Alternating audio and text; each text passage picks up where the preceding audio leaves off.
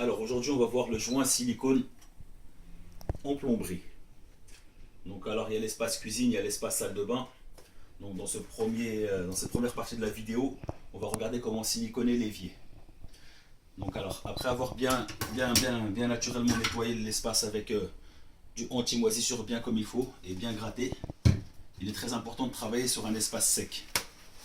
Donc on prend du sopalin, on nettoie bien la jointure, bien comme il faut, on essaie vraiment qu'il n'y ait plus de traces d'humidité sur le bord là où on va travailler. Voilà. Donc on a pris soin de vraiment vider tous les ustensiles, d'avoir vraiment un espace de travail confortable.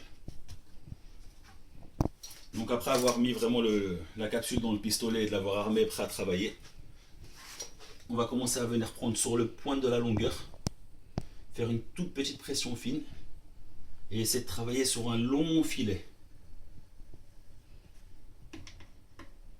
Voilà, ensuite on le réarme. On va le reprendre par ici sur l'autre bord.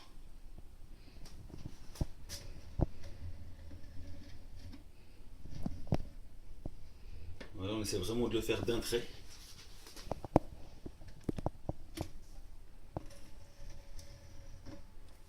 Voilà.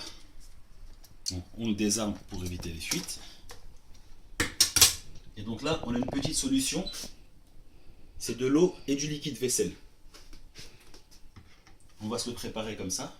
On va venir en fait tremper le doigt vraiment pour qu'il soit bien humide. Et commencer à faire un trait sur toute la longueur. Voilà, dès que le doigt il sèche, on s'arrête tout de suite. On essuie le trop plein pour vraiment avoir un doigt propre. Et recommencer.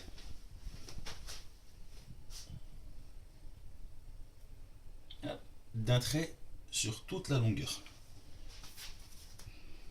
Voilà.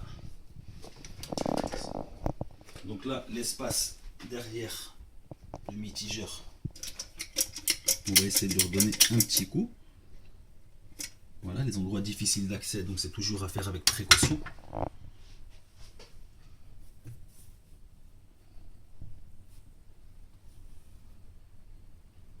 Et voilà.